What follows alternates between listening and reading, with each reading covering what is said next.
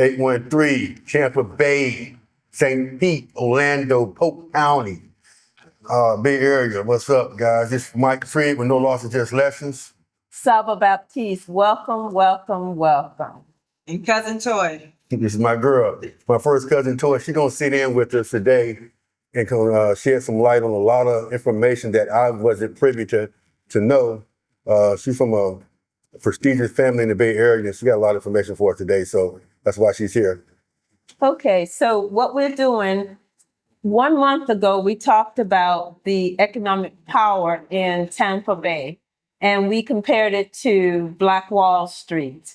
And so today we're going to come back and visit it because we found out that there has not been any improvement in the Tampa Bay area since the central Black business way back in the 20s and 30s and 40s. And so the question still remains, what happened to that? Why can't we have that knowledge and bring it forward to bring back economic empowerment in the Black community? And so Toya, right, is coming here today because she has some real valuable information to share with us.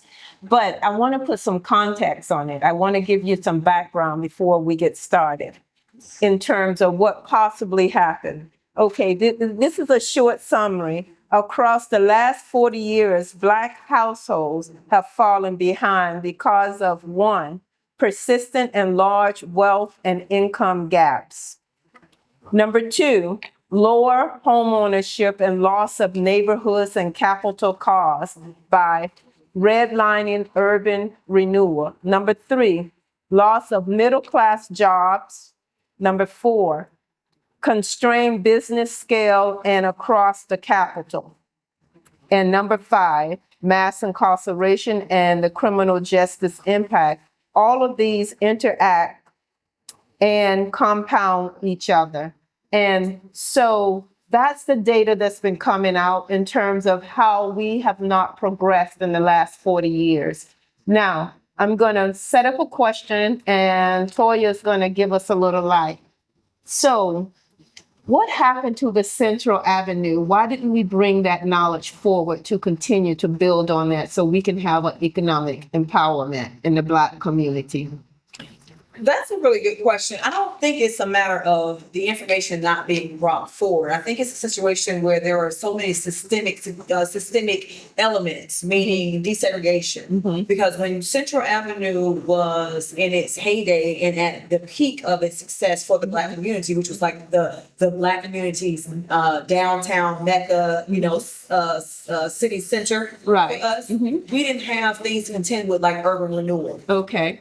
We were still segregated. And in most cities and states across the country where segregation reigned supreme, Black people only had Black people. You know what I'm saying? So when desegregation set in, we lost a lot of those businesses that relied strictly on the Black dollar. Okay. If that makes sense. Okay. Definitely. So you have that component, and then you have what I like to call, I'm not going to say it's a betrayal, but it's not the correct. There was no advocacy, meaning this. You had certain families who were staples. You had the Whites, you had the Andrews, you had the Harsons, you had the Jones, you had different families that were actually paramount, and Black families that were actually paramount. For instance, the Harveys, Perry Harvey, you have Perry Harvey Park, not too far from downtown. Okay.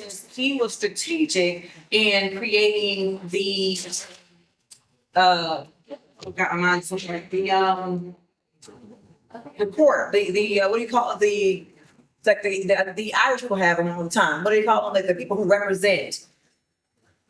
So the people who represent like the workers. Okay, union. The union. Yeah, the union. So he was paramount in creating the Black union for the Black port workers. Okay. Right? Because prior to him, one did not exist. Okay. When it came to ports, they could pick and choose, right, who they use and differentiate in regards to how someone was paid. Okay. So you would have Black portsmen and you would have, Black workers, but they were paid substantially less than the non-Black employees that were, working for the port. Okay. Then you had Moses White. Moses White Cozy Corners. And Cozy Corners was not just a restaurant, whatever. It was kind of like the who's who gathering place. Okay. When we look at Moses White, we have to take into effect that not only was he a businessman, but he was also an advocate that had a duality within the city. Okay. Meaning he played both sides, Okay. right? So, when you are the middleman, you're going to always have the opportunity to take off from the top, right? Right. So it is widely known that in his tenure, yes, he advocated for the community. Yes, he did a lot for Black people as far as businesses and that kind of thing. But he Okay. also had a hand in making sure that other ethnicities like the Italians, like the Cubans and that kind of Okay. thing saw success when it came to the Black vote. Okay. So Okay.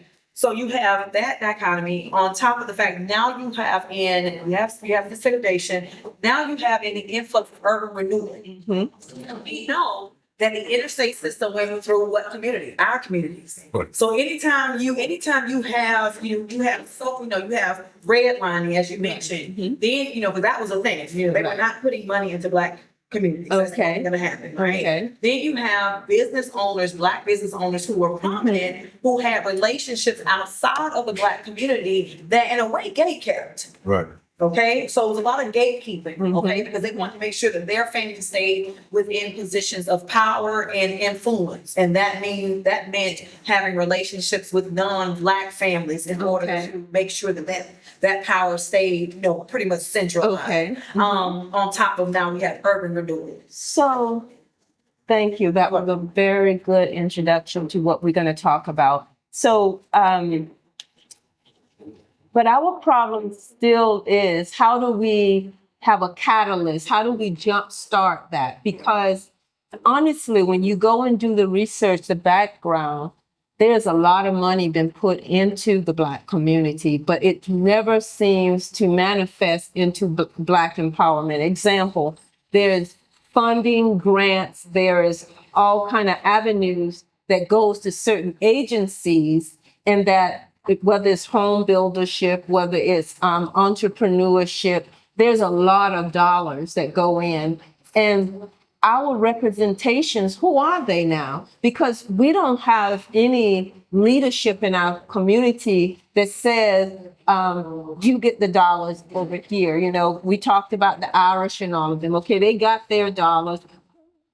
Tell us how to get our dollars and what do our dollars look like in the Black community. Do we have a building? Do we have ownership of anything? So you talk about the Moses. Who are the today Moses? Who is the today Harveys? Who is out there leading the charge for us to get our amount of resources? That's a great question, and I don't have an answer for it. So honestly speaking, I think so just to do a quick answer to that, number one is the people who we elect. Okay, when you talk about the Black community remaining in a perpetual state of ignorance, right? Right. For instance, there is a city council race that's going on right now for district. Right. Replace seat, replace Okay, name. and you have two individuals that are now running against each other. You have Right. John Scott and you have Right. Young, Right, right. yeah. Okay.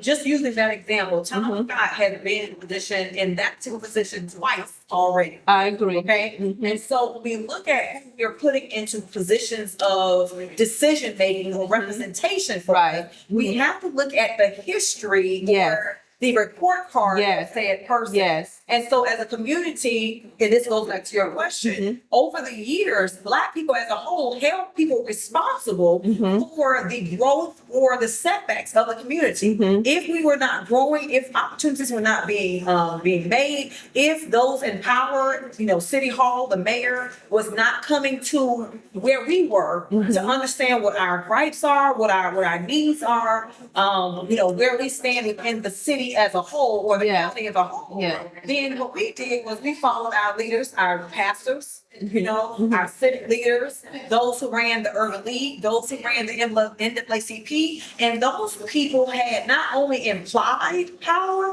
but they had real power because they had Yeah, that's behind you. they had people behind them, Right. that would ensure that whatever we said we were going to do actually happened. Right. what has happened systemically, as time has gone on, is that those persons have stopped being advocates for the community per se, and Exactly. started being advocates for themselves. That's right. Okay, That's and right. so then it became, well, who's who? Right. Who are you in bed with? Right. What can you do for me? Right. And so as that began, we started to lose power and we started to lose influence. Well, and also we start to dilute our power, right?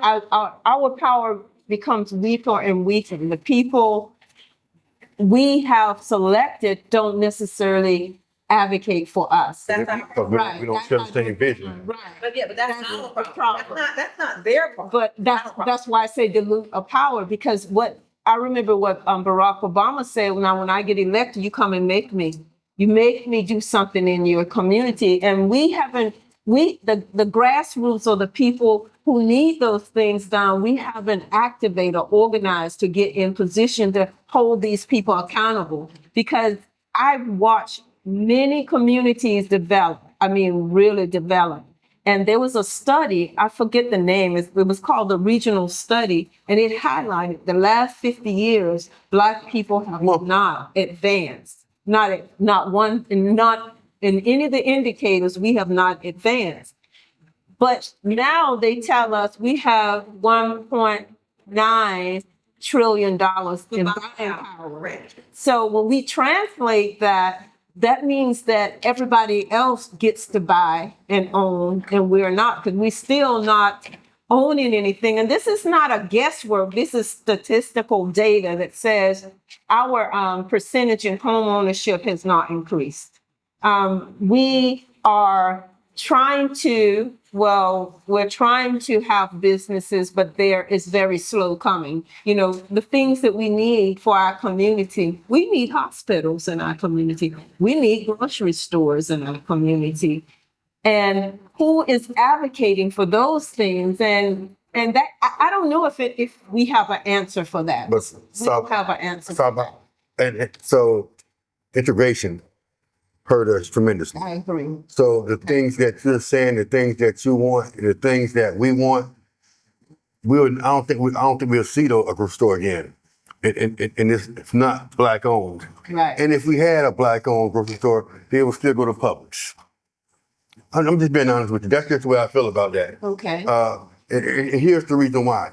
Because like when we was at our greatest, like Black Wall Street, that's one of the best times for us. Right. They said make America great again. Well, they're damn sure trying to put us back there. Right.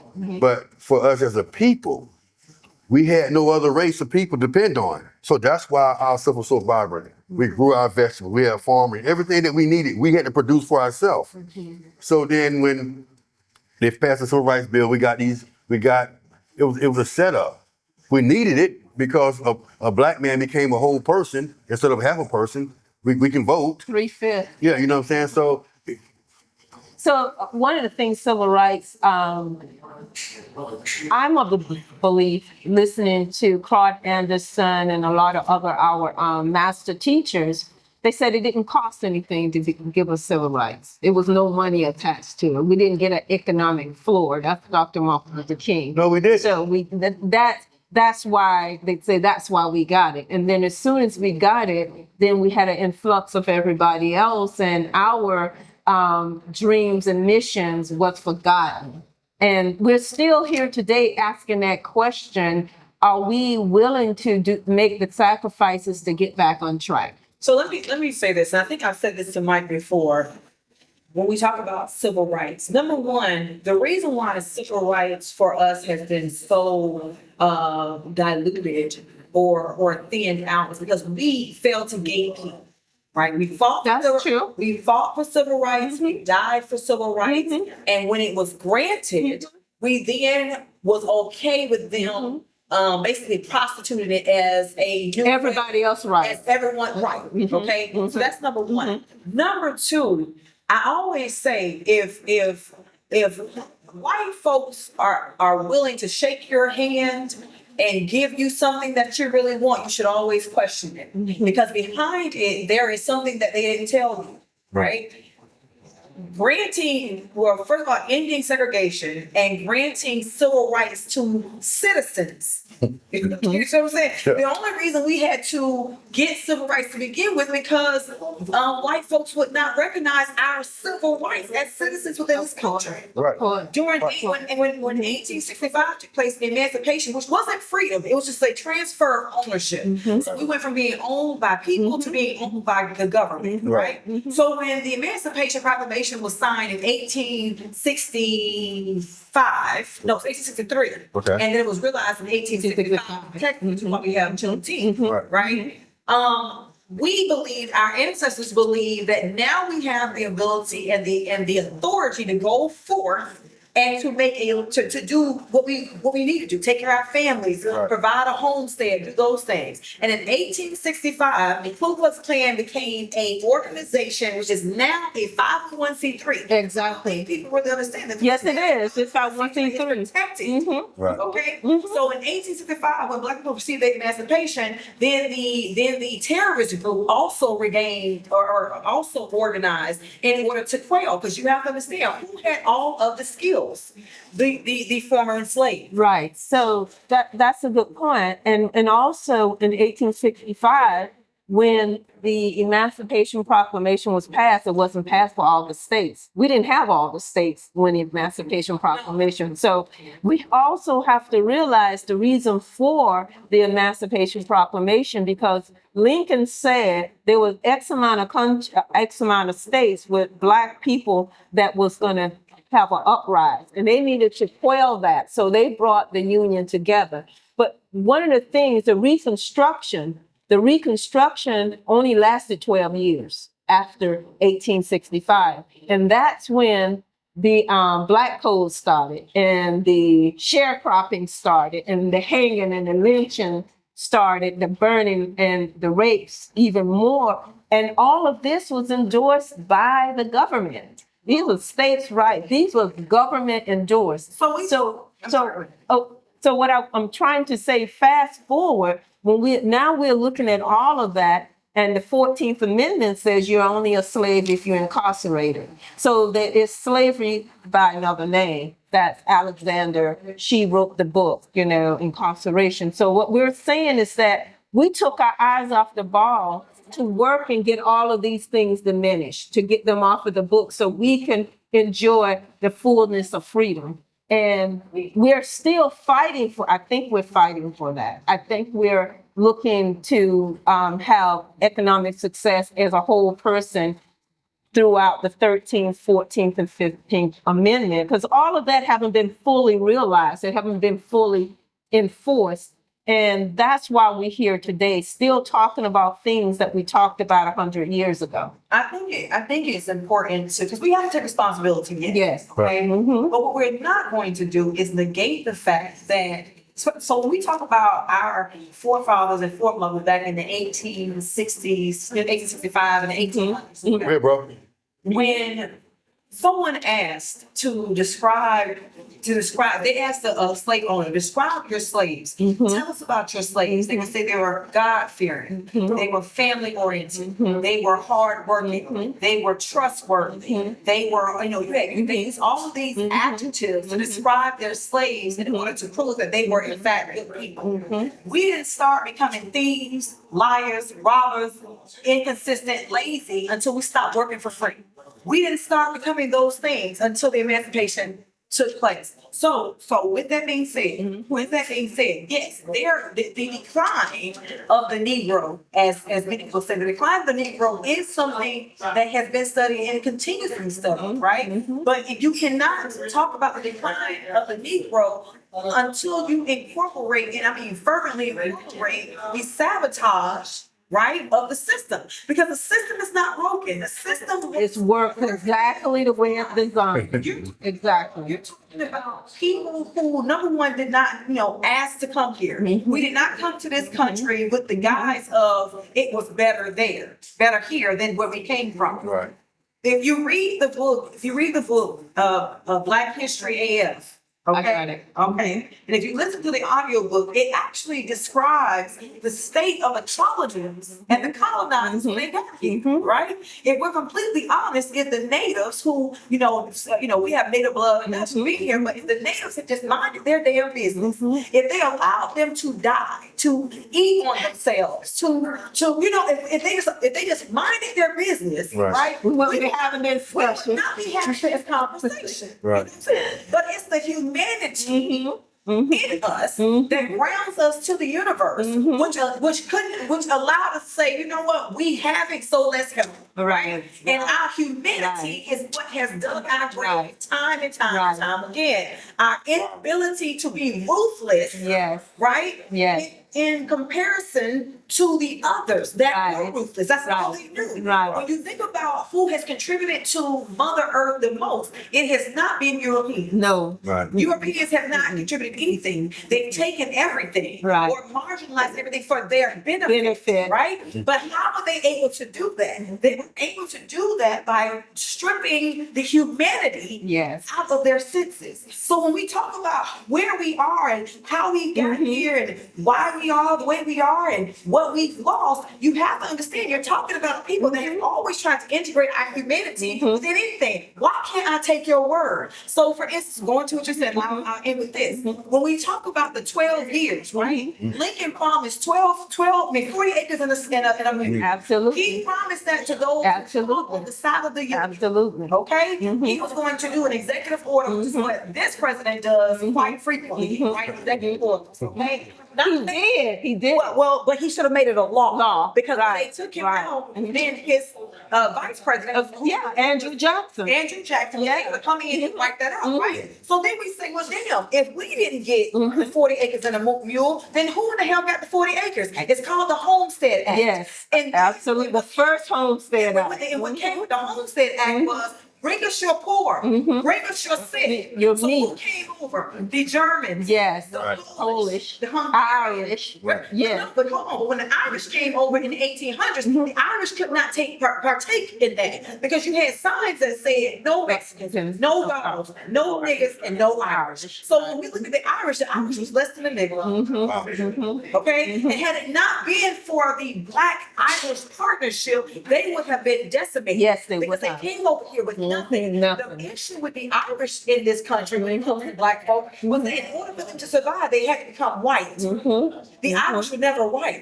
right? So when you are in fact white, what you're saying is I literally relinquished my entire heritage. I relinquished my entire culture to buy into the prescription of whiteness in this country. And to be white, you must shat on Black. Well, so we need to come to the present. Okay, so I think we all have echoed the past, and we know the past really well because we know why we are here today. However, we have to talk about what we're gonna do going forward. How do we get? We know all of this. We know it only so well. Our parents have told us. We have seen it play out in our own lives, and now, if we don't do something now, what about our children's success? What about their children's success? Because we are the only group. Mike brought up something that was very telling and very profound. There are other groups that have equivalency to Wall Street, Black Wall Street. Oh, yeah. It's just not the Black community. So if they're able to replicate the Black Wall Street, and there's a lot of groups out here that they have, especially off of Waters Avenue, Ybor City. No, it's closer. Columbus and Hines. Right. So that's what we need to focus on, because right now our children are going to all of these other groups of people asking for a job. We're in always looking. We experience unemployment higher than anybody else. They have to sit across the table and ask for jobs. So what we did in the past, what we know about the past, that's great. You know, Sankofa says you can't have a future unless you know your past. Right. So now, what are we going to do going forward? We have to go forward. And how are we going to turn this train around to help our children in Tampa, Florida? because people all over America is having that discussion. And people are coming together to make it better. This last week, I sat in a meeting with Urban League, and they were there to say, well, how do we move forward? We need to have continuous conversations and put our resources up front to help businesses to grow, to scale. So there's conversations. St. Pete is coming over to Tampa. They're expanding over here. We need to get behind them because their job is entrepreneurship. But what do we do as a community? Because we don't seem to organize well. We don't seem to stick with it. So, stop with the same thing I told you. I remember the conversation. I remember the podcast. We had that conversation. And it's sad to say this. Yeah, the reason why we have not moved forward with our own form of Black Wall Street, because we, like I told you before, we the most oppressed people. Okay. So there's no help. So like, we got all the entertainers, they're millionaires, but they take care of their family. Those guys have the resources that we only dream about. Right. You know, so they can say, if a few say, look, we're gonna do this, this, and this, it'll be done.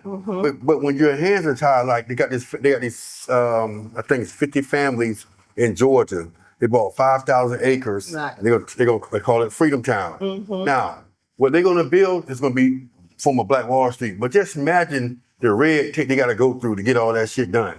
You understand? So they bought 5,000 acres. It probably gonna take them another 20 years to get it developed. But when it get developed, it's gonna be great. Right. You know what I'm saying? So the people that purchase it, they might not even see it up and running, but the kids that you're talking about in the future. Now, if I had a friend come here yesterday, he said, Mr. Trigg, I'm looking for some work. I got so much wood back in the back right now that need to be split. I said, man, you wanna work? He said, yeah. I said, well, I got a work shirt in the truck and I want you to cut, but you gotta be clean cut. You gotta cut your hair.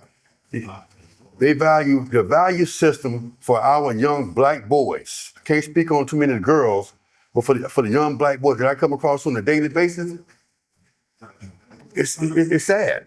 It's nothing more attractive in America than seeing a well-dressed Black man, highly educated, with proper attire. It's nothing like it. Right. And it's threatening. It's threatening to other people. But when you see it, you see a person of color. Other door, sir. The other door, brother. Yeah. You see a person of color, highly educated, with his head held up, well-groomed.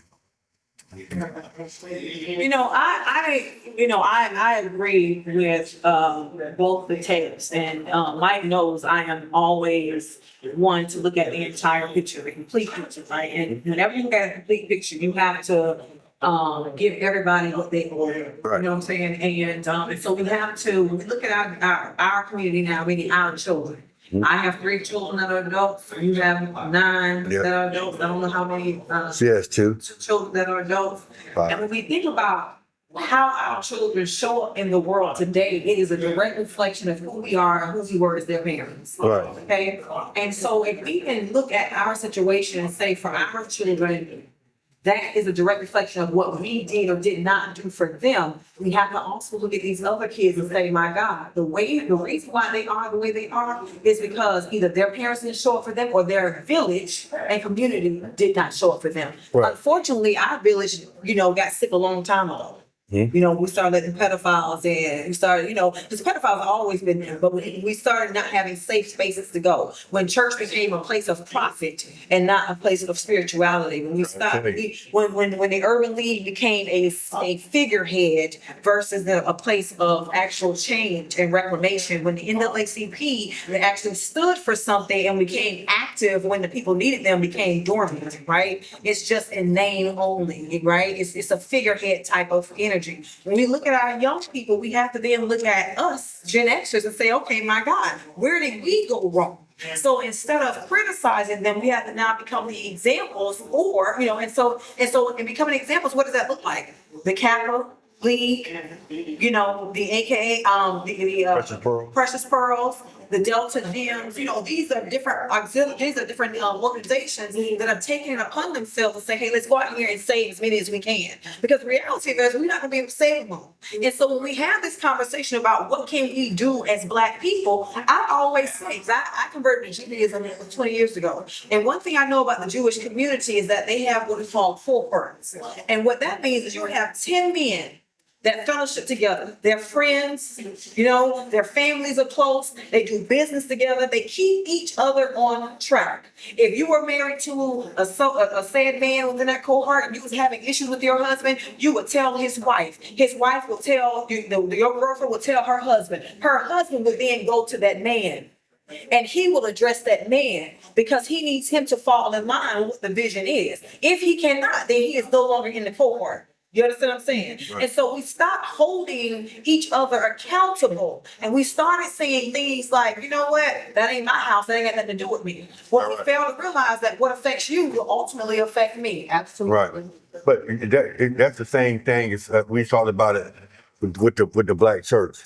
So I gave the scenario that when I was a kid, if you went to church at Mount Table, Reverend James was the pastor then, and you came in there and you had a child. Me and Toy, we were dating, and we come in there, and she's not pregnant when we joined the church, and then she have a child. And I ain't married her. And then she come back a year later, and she pregnant again. Reverend James would then step to that man and say, step to Mike, what's going on here? You know what I'm saying? Hey, bro, we got to do something better. That was the strength of the black church. Because the pastors were so respected back then, So, and that's kind of going away. But like I said, what happened with the black churches, because see, the thing about it is just like, I'm gonna bring it close to home.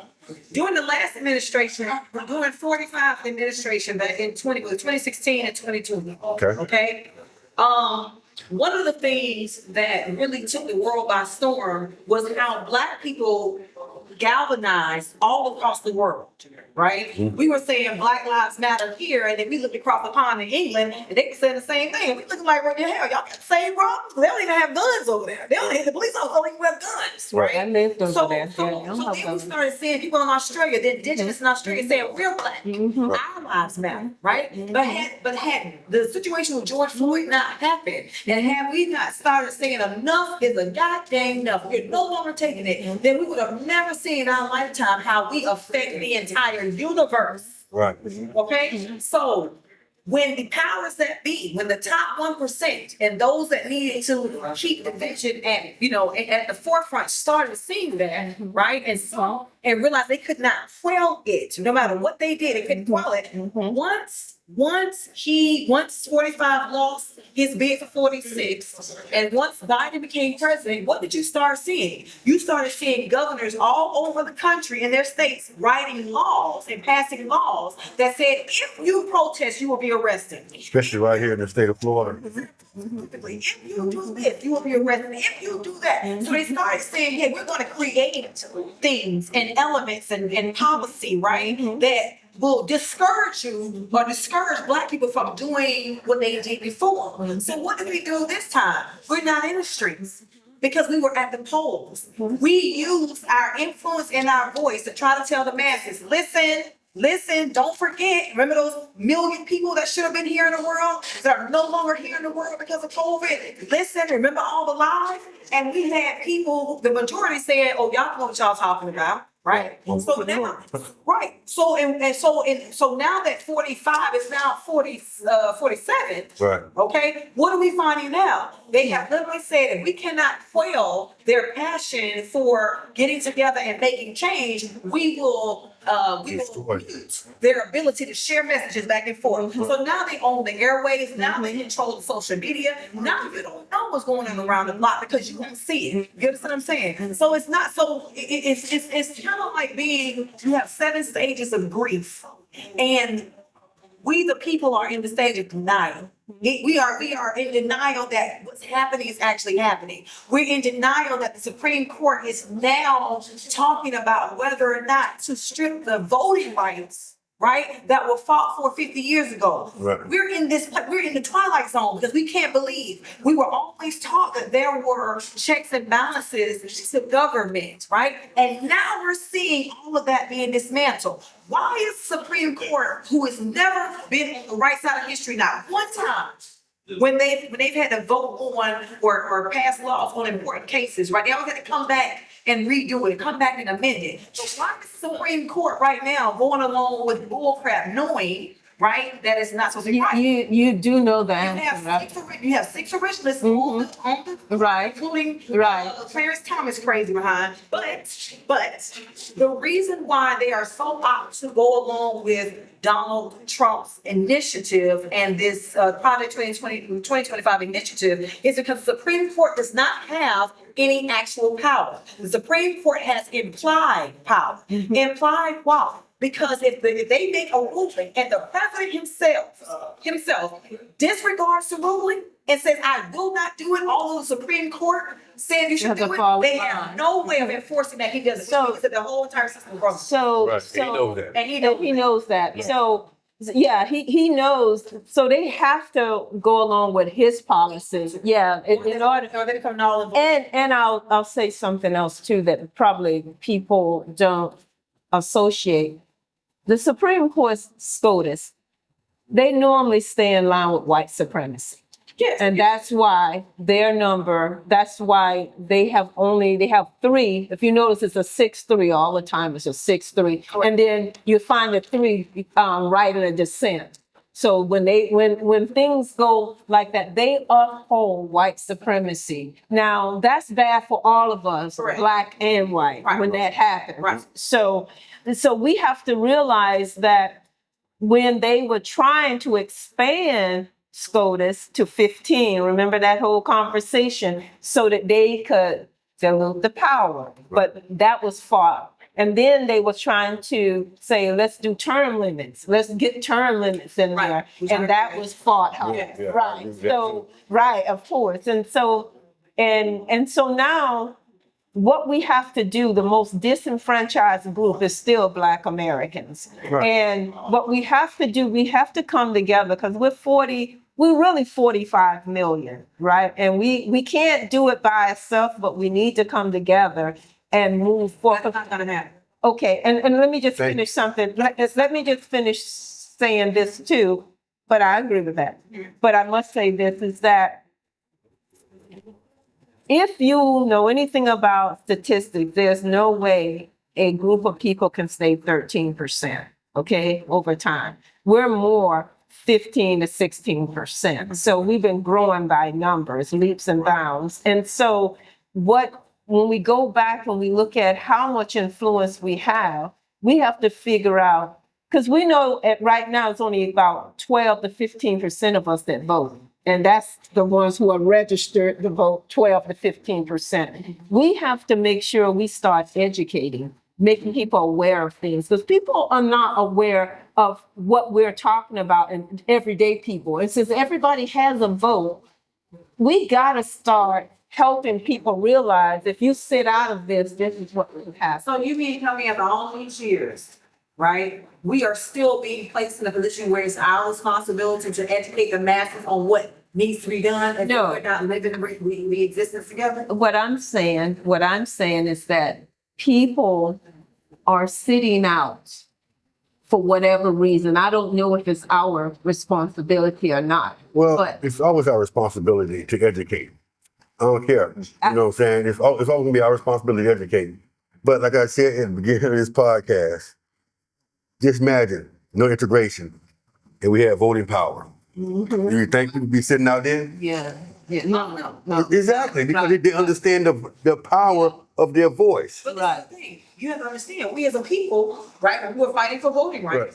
And we were granted voting rights in Right. spite of the poll tax and all that kind of Yeah. stuff. We showed up at the polls. Right. When Barack Obama Oh my God. was running for We went to see him.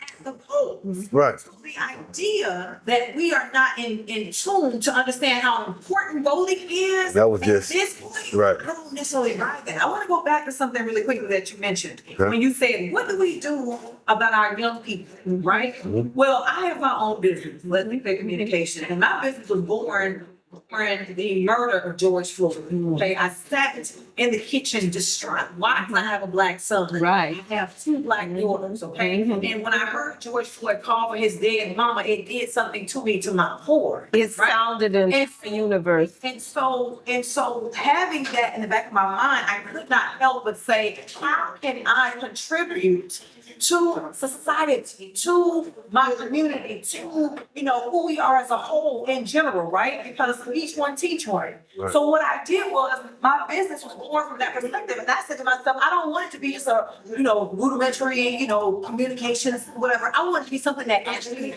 makes a difference. And so with that, I created a program. I started doing my research, and I used to PR person for a global tech company. And so I realized that as a PR person for this global tech company, there was no representation at the table. I was the only representation at the table with Indian Asians, Hispanic, a few Hispanics, and white. And when we talk about racism, prejudice, and bigotry, you've never experienced racism until you experience racism by an Indian person. Okay? Right. It will trump I agree. white person. I agree. I You know what agree. mean? And so as the I only agree. black person sitting at this table in management, as a director of communications for this 148 city or, you know, country company, I said to myself, Tampa is number 5 when it comes to technology. Number 5. Right. When you think about technology, about Silicon Valley, you think about all these, you know, New York, all this stuff. Tampa is in the top 5.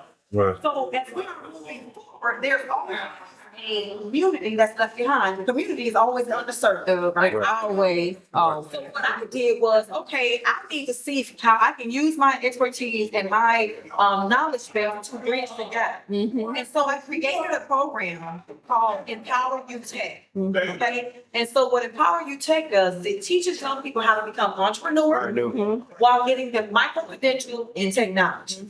I did that for 5 years. Okay, I took that information to St. Pete Community College, to President Williams. She loved it, wanted to get involved with it. I gave her what it was. All of a sudden, she would no longer answer my phone calls. Really? The next time, hold on. Okay. The next time I heard anything, St. Pete College was implementing their entrepreneurial program. Okay?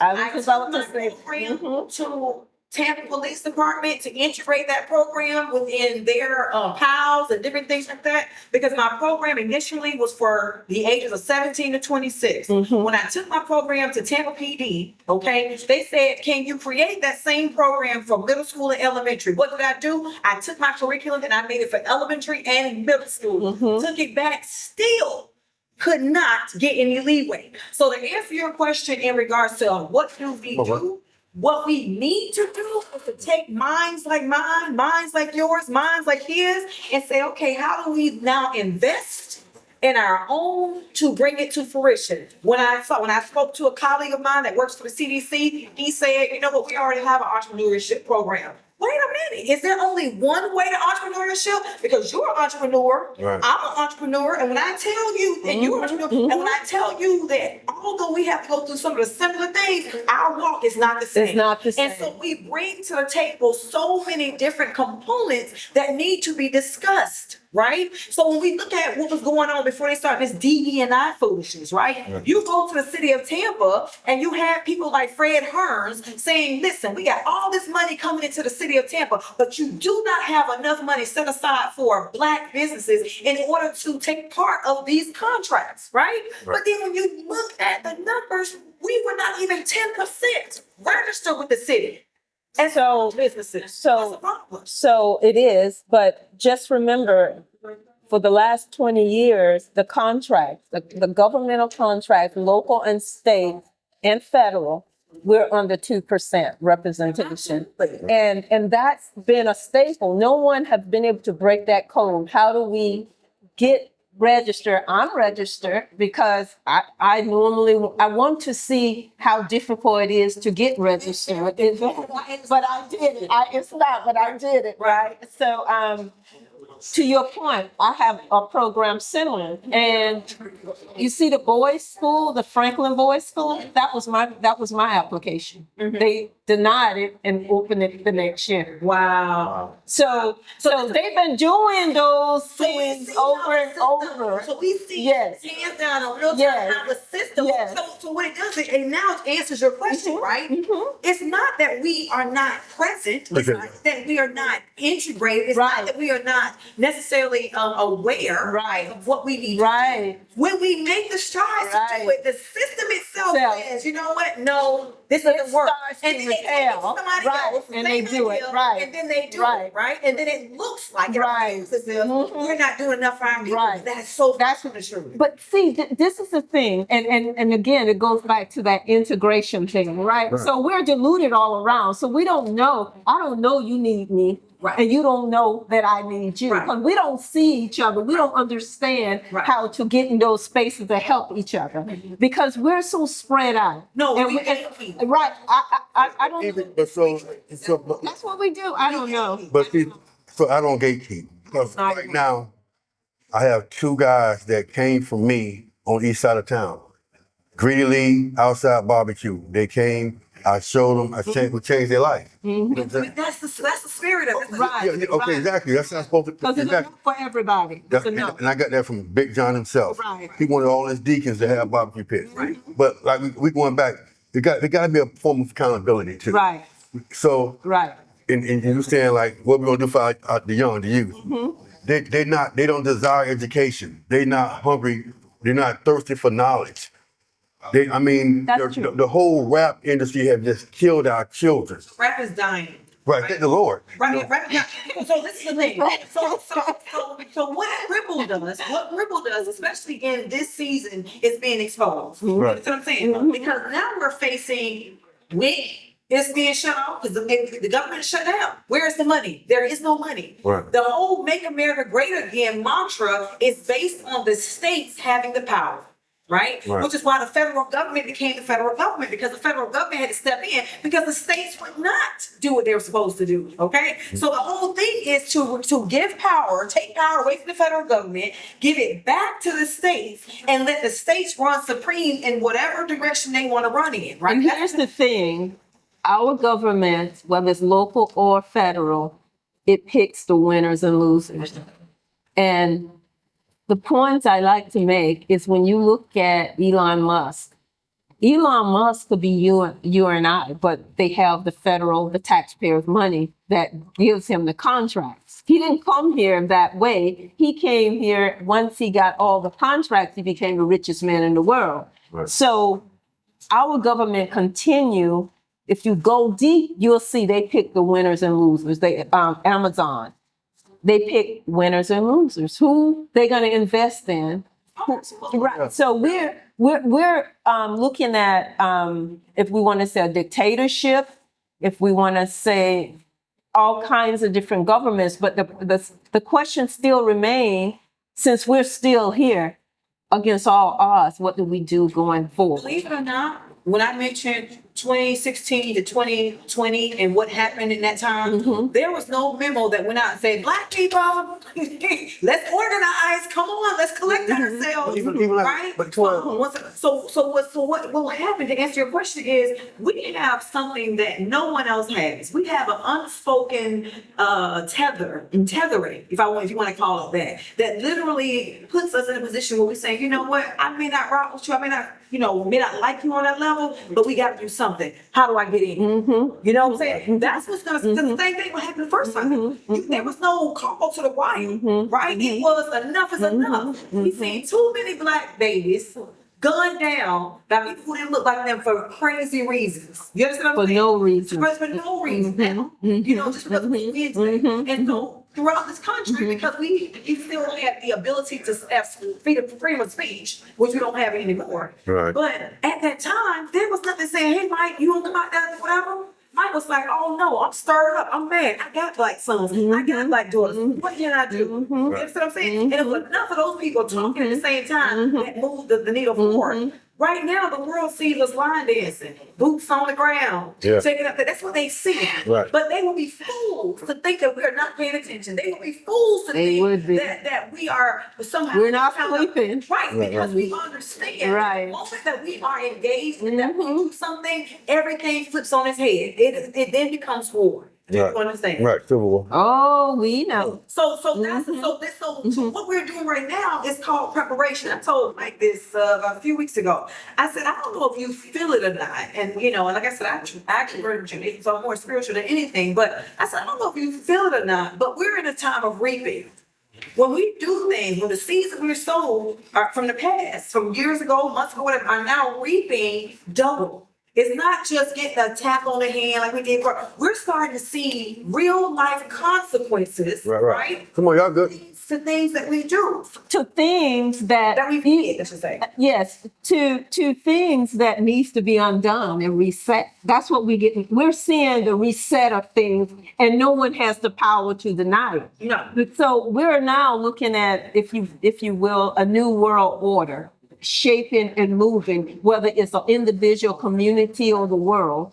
Things are now, when you say your prayers, you wake up the next morning, things have changed again. Things have changed again. Things have changed again. Right. Difference, Mhm. difference from what was to what is that the entire world is paying attention. Right. The difference between what was to what is now China is at the table and China ain't playing no games. The difference China said they never gonna play games. what was and what is Mhm. that Africa is taking back its wealth and its power. The difference between what was and what is that countries like Brazil, countries like Russia are now having conversations, right, that do not include the United States. Right. BRICS is almost as large as NATO now. If not, they probably already have all right. And they have the most powerful 4 economies. That part. We are Yes. at the top of the food chain. No. And because we do not educate ourselves, we do not realize that every empire has had a rise and a fall. Mhm. Right. We are in the process of falling, right? Well, our measure is Rome. The Rome. But That's our measure right We're there. falling. Yeah, I that's our measure. ask my partner all the time, what's the plan? Mhm. Right? Mhm. Because you have to have a plan. Everybody What's talking the about a plan? plan. What is Everybody's the talking plan? about It's a plan. Well, we got a house in Ireland, so I guess I'm eating some fish and chips and Hey. whatever Hey. else along. Hey. You know what I'm saying? Yeah. But when it's all said and done, you have to Mhm. have a plan. Mhm. Yes, there is a time to stand up, there's a time to fight, but there's also a time to jump motherfucking shit. And so the thing, Black people are not seeing the signs. We're the ones who know how to look at the see them. signs, right? We We see them, see them. Yeah, we see I them. just went to a lady house earlier and I walked through rows of her garden and she said, we might have to feed ourselves.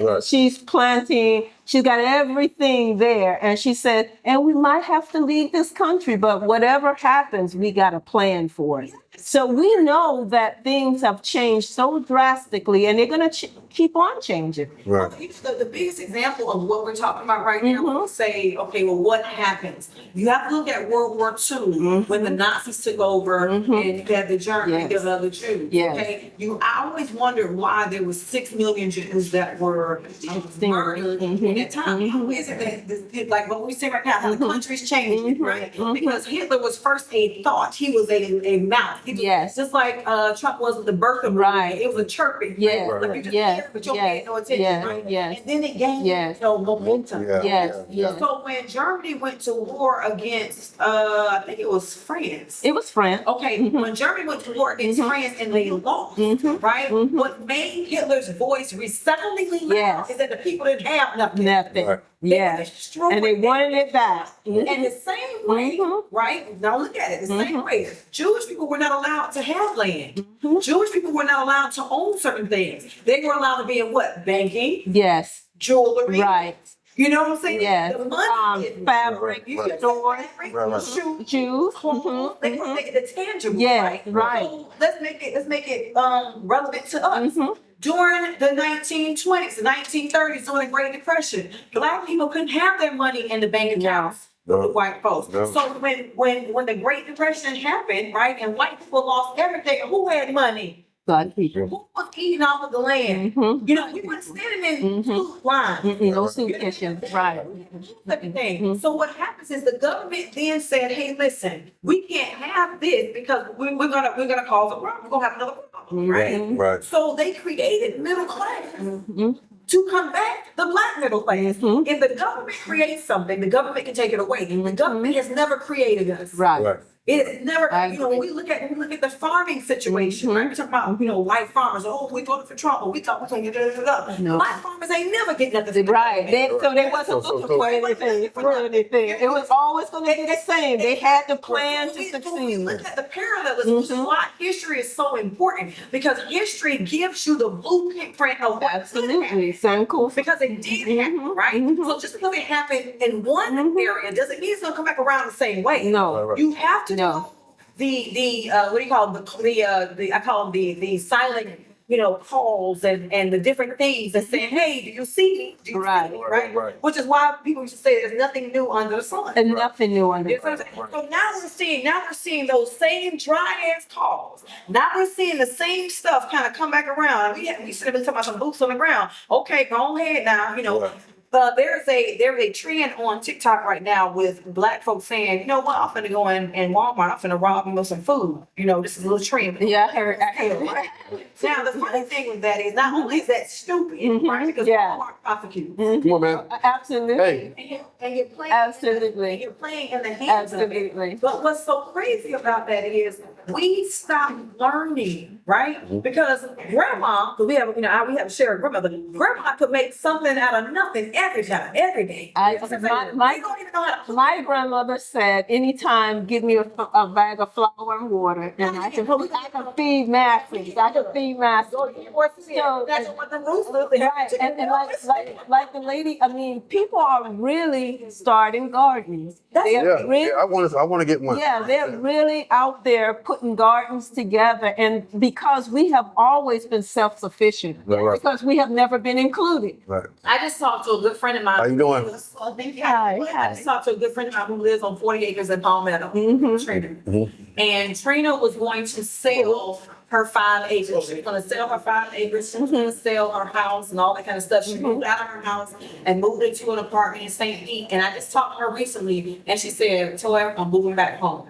She said, "With everything going on, I know that I can control the 40 acres that I live on. I can grow my own food on land that we own." You know what I'm saying? I can protect myself and my family. If anything happens, not only can my family find refuge there, but my extended family can find refuge. My friends can find refuge. You understand what I'm saying? Yeah. So when she looked at, she said, "I'm so glad." I said, "I'm so glad that you did not sell your property." That's right. Because what happens is, and going back to black people and money and that kind of thing, we are in a historical community right now, Carver City, which is where our grandmother bought property. Our great grandmother, Muggy, brought property for our grandmother. And our grandmother built a house for her and 9 head of kids. And she had 11 head of children by the time she was done. Okay? They had And a neighboring house too. a neighboring house, and she had property for her children. So our mothers, and then we don't have the legacy of living in the projects and seeing certain things because we saw our grandmother. That's right. That's right. I tell people we never. Right. Not everybody saw it the same way. Right. People started- Right. But this is what happened though. This is what happens in this community. Because there were only 2 communities where black people can build houses. Carver City and Lincoln Garden. And Lincoln Garden was started after World War I. Right? Because they wouldn't allow black folks to have VA loans, and then all of a sudden they allowed us to have VA loans. Right. That's what that Okay. happened. Okay. But outside of Carver City and Lincoln Gardens, those are the 2 most prominent black communities. If you walk outside of this establishment right now, you see gentrification on a level that you see that rivals New York City, Chicago, Atlanta, Augusta, California. You see a gentrification that we would have never thought would have taken place, but I don't know why. Because the plan was already 20 years out there. Right. They do plans 20 years in Of course. advance. The Right. problem is we don't go out there and ask. Right. And then the ones of us that do go down there and get the plans, we don't bring it back to We don't share with the community. so which is why in this situation we have a city councilman race between 2 individuals. You have to follow the money. Okay, you have developers supporting both, but they support one more than the other. Of course. You have a sitting mayor who supports one over the other. Why is that? Oh. You have realtors supporting No. one over the other. Right. Why is that? But because we are so lazy as a people, we will not ask the questions. If you've been sitting in any seat 2 times and there is no significant difference in your community, you don't deserve a third try to mess up. Right. You get new blood in that seat. Had I lived in this community or any place or anywhere in the community, 65. Right. I would literally advocate for the lesser of the two. Let's But hope. this is how we Let's hurt hope. ourselves as a community. Let's hope.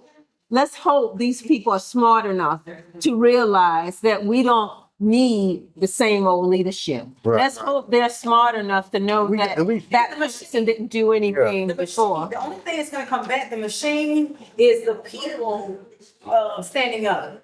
People are, when you have someone with a title that is a respectable title, such as pastor, minister, bishop. I know. I know. When you have someone like that, you're able to manipulate the hearts and the minds of the people. Yeah, Okay? it's an emotional thing. Exactly. It's an It goes emotional from being- thing. it goes from Right. being analytical choice to an emotional Emotional, choice. yeah. But I just think that, with I hope everything, people are tired. they gotta be tired because gotta. Trump did the same thing. Yes. You know what I'm saying? So they gotta look at that and everybody, well, I love, now you see what you got. So I hope that in the Tampa, District 5, they come with clear heads and a positive thought and let's get some new blood in there. So Let's wind this down because I think we have exceeded time. Right. So 1 minute, give us your overview on what we're talking about today, what we So talked about. my 1 minute take. And let me just say this. Well, our subject today, audience, is about Black businesses and Black communities. How do we get that economic power back into our Black community going forward so we can have a very uplifting and successful future for our youth? So now we're going to go into 1 minute. Go ahead. So I would say, if I could say one thing about Black businesses and entrepreneurship, it would be to start a business. You don't have to have all that you need to start it. We're getting into a situation where the government is favoring those with a tax identification number and LLC and things of that nature started, so that you're able to somehow even shelter and take care of what you value. That's right. When it comes to how we show up in the world, we have to be the examples that we want to see in the world. Exactly. So it starts with you. The only person you can control is yourself. If you don't do it, it won't be done for you. So you have to do it first. And when you Exactly. do it, hopefully your children, your neighbors, and those that are affiliated with you in your community will then start mimicking your actions Right. because you are now the example that they want to see. Great. Thank you. Well said. So when we started this podcast today, and you asked me questions, I said, you said, what do we do about our future? And I said, well, I don't think it will ever happen again. But I take that back because when I think about it, I think Toy said how we were so supportive of Barack Obama. I mean, Black people all over the world entertained the rappers. They came out and Oprah, everybody in power that had money and was of color and white too. They wanted this change. So if we can do it once, we can't do that again. Yes. And we came out in droves and vote. I mean, Sabra and I, we went to Omni to see Barack Obama. He was saying, I love you. Yes. I love you back. Right. We love you back. Yeah, so it is hope. As long as we got Yes. breath in our body, Yes. it's hope. So my thing is, and it was some great dialogue today, man. Right. You guys are highly educated. And I'm glad to be in the middle because I got an earful on both sides. Yeah, you know what I'm saying? So I'm just, it's a blessing that we're here with No Loss of Just Lessons putting this content out. Yes. So hopefully it gets in the right ears and the right eyes of people and they show it to their kids and we can just move forward. Great. I'm going to take my minute to share. I hope everybody go look at the website of the St. Pete Urban League and find something in their mission statement or their initiative that help you to make a decision to start a business. You don't have to have a $1 million business. It can be much smaller, but use that that organization to help launch your business, because every step is there for you to take advantage of. And the second thing, if you haven't heard of the CEO Experience by Drew Ware, that's going to take place December the 12th at USF. That's where all the business leaders come out.